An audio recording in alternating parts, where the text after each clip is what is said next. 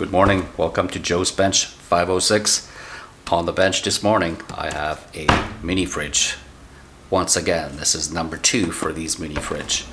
The issue with this is it's not cooling off, just like the other one that I had on board.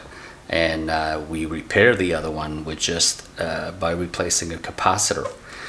I'm not sure about this, but we're gonna have to test this to see what actually is the issue with this. Okay, so if you have a mini fridge like this and you're having an issue with the cooling system, maybe we can repair this together. Let's get going. Now let's power this up. I need a power cord to plug this in. Power cord's in now. Okay, we're gonna plug it in. All right, you guys are ready? Let's do it. Seemed like we're having the same issue as we had before. If you remember, I had a flashing green light. Put it on the, it says warm here on that side, and that's also blinking. So let's see if the fan is trying. I don't know if you guys can see that, but the fan is trying to start turning, but it doesn't have enough power. So yeah, there is an issue with the circuit board. With these, it seems to me like they're having an issue with these little fridge, like they're having the same issue as all of them are having. And the issue is on the power supply. So we're gonna need to take this apart and see what we can find with these. Okay, we better get to work.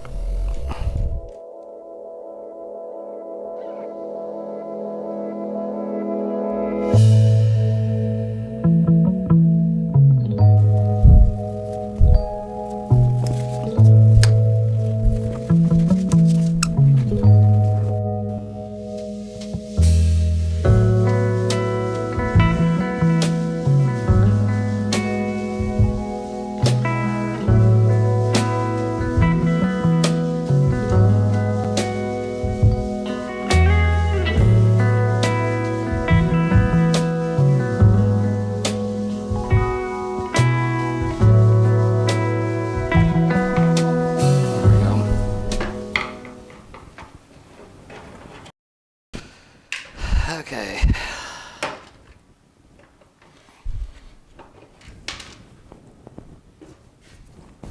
Check out the dust. It's really dusty. So this is the circuit board that's attached to the back of this mini fridge. What we need to be careful with this right now is, I know it's not plugged in, I know there's no power going through this, but I know this stores voltage. It stores energy in this cap right there. This capacitor could have as much as 150 volts. You need to be very careful. And so I'm going to take this circuit board off. There's 2 screws. There's one here and there's one on this side, so I'll unscrew these, but be very careful, okay? There's one screw. It's tricky to get the other one, so I'll just move this around a bit.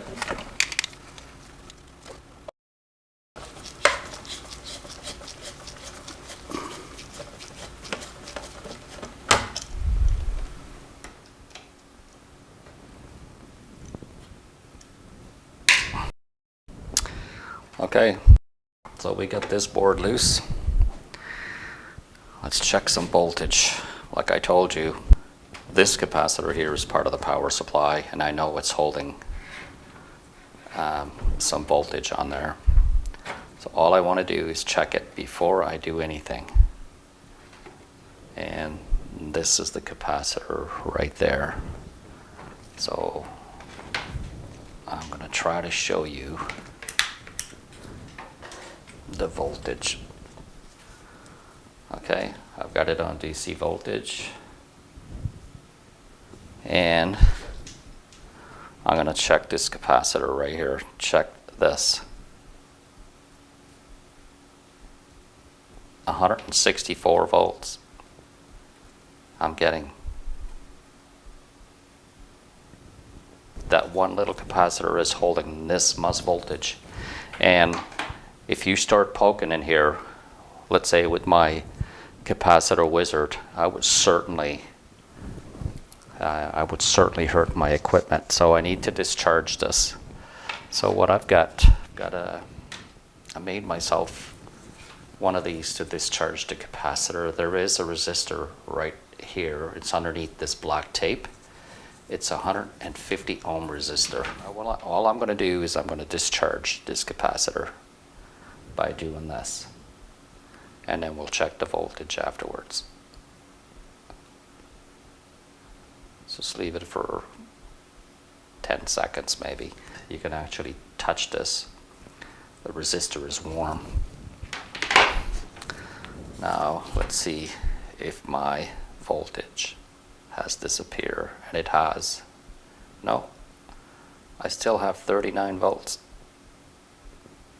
So still got to do a little more discharging, and that should be good now.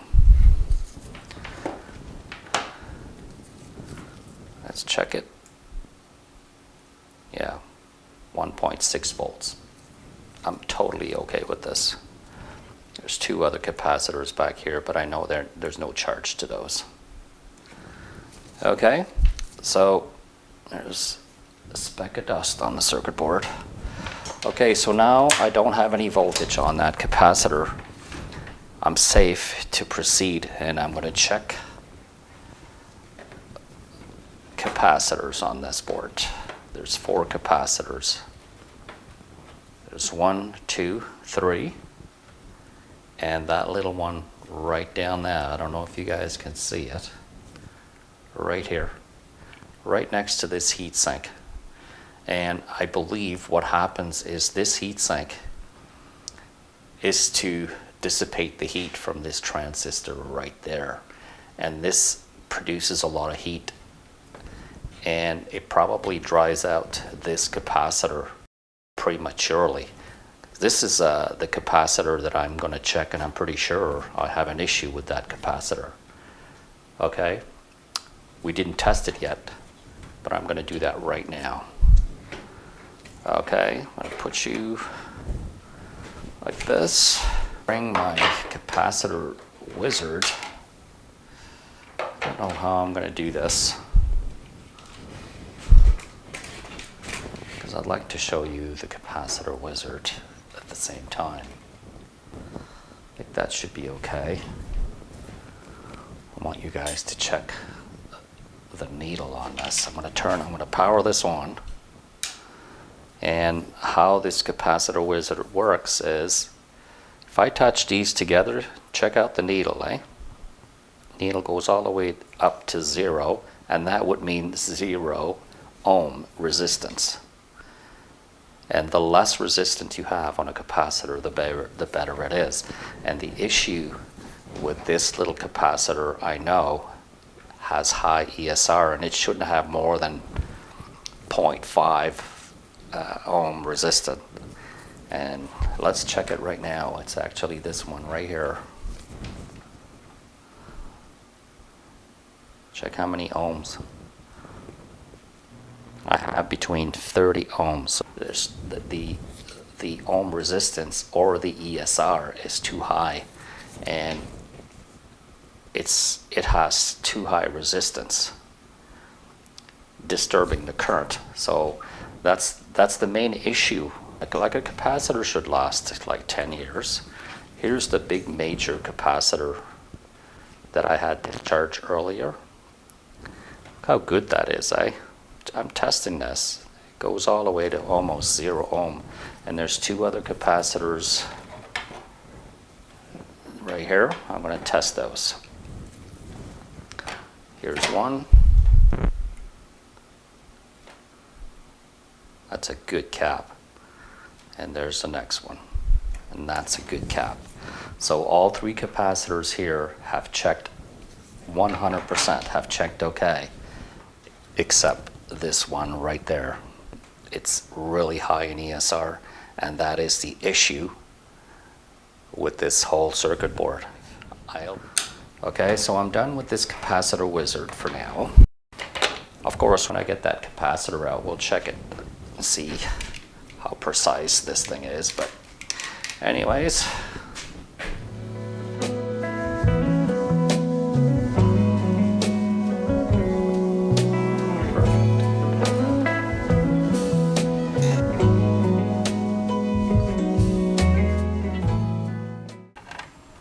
Let's get that capacitor out of there.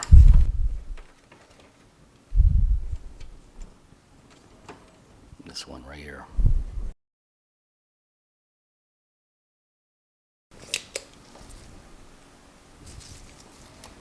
There's one leg. Let's get the other leg.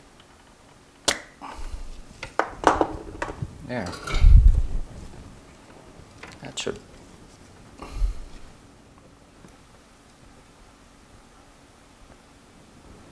There it is.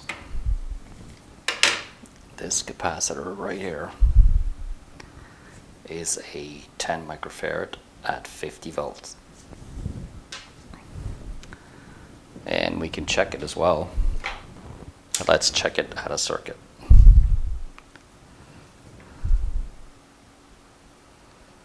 The ESR is quite high. It's about 15. So definitely needs to be changed. We'll change that. Okay, so this is the new cap. Let's test the new cap and see what I'm supposed to be reading. The new cap says it's a good cap, and it's measuring less than 1 ohm in resistance. So the issue was definitely the cap. Okay, so we're done with this. I'll put this away.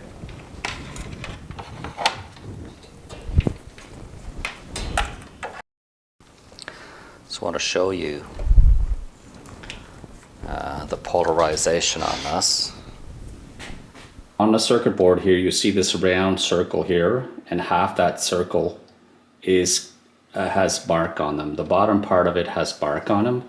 That would be where the negative post is going to be going when you install that new capacitor.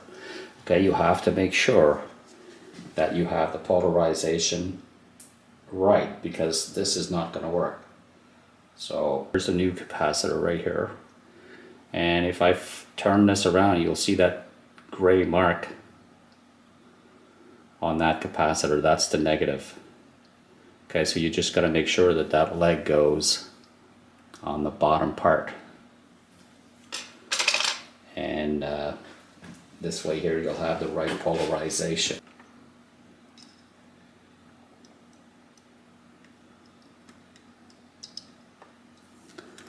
There, it's in.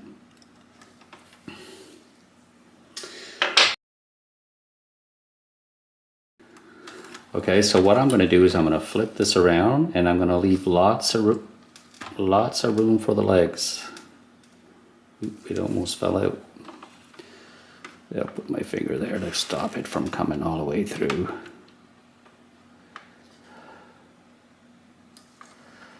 There. I'm going to leave lots of room for these legs, and then I'm going to solder this onto the board. Just going to solder this.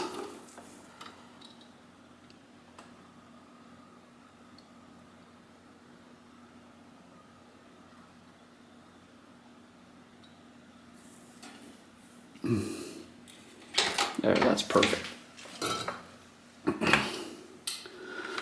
All right, now that we're sure and positive that we have it on the right polarization, you see how close it is from the heatsink? I'm gonna push this away because I got lots of legs to do so now, eh?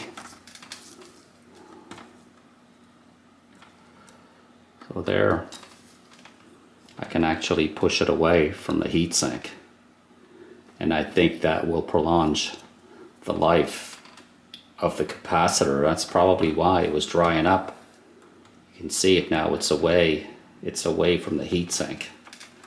Right there. Okay, so I think that you guys were asking me what is the cure for this? What can I do to stop it from not working. The only one reason it's not working is because of that capacitor. It was soldered too close to this heatsink. This heatsink is what cools off this transistor right there. You see that transistor right here? That gets really hot. So if this was get hot, then the capacitor was getting too hot and it was shortening the life of that capacitor.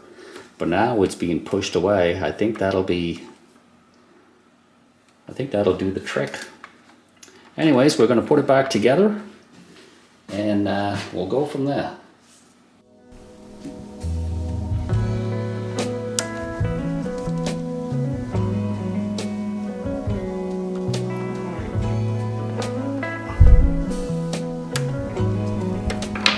Okay.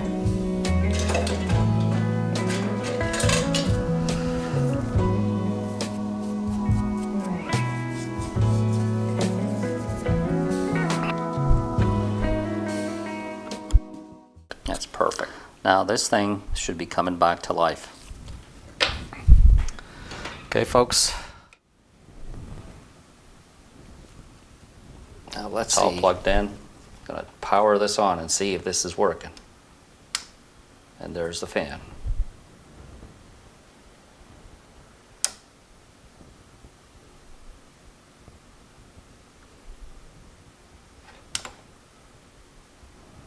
It's working just by changing that capacitor.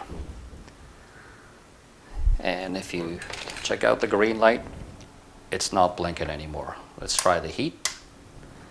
And the heat is working as well. So this is working perfectly. I'm going to unplug this. And we're going to put it back together again. So I have two little screws for the circuit board. They're the smallest ones.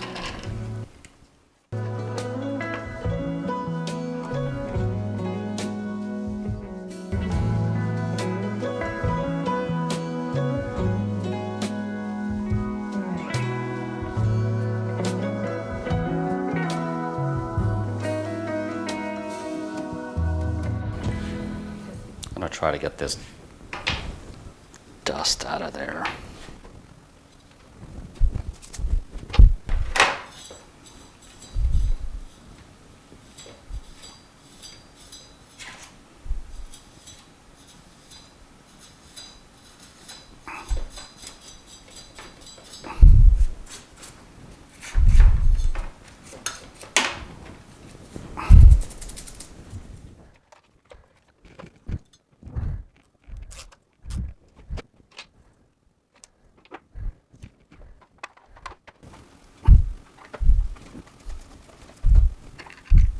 Last row.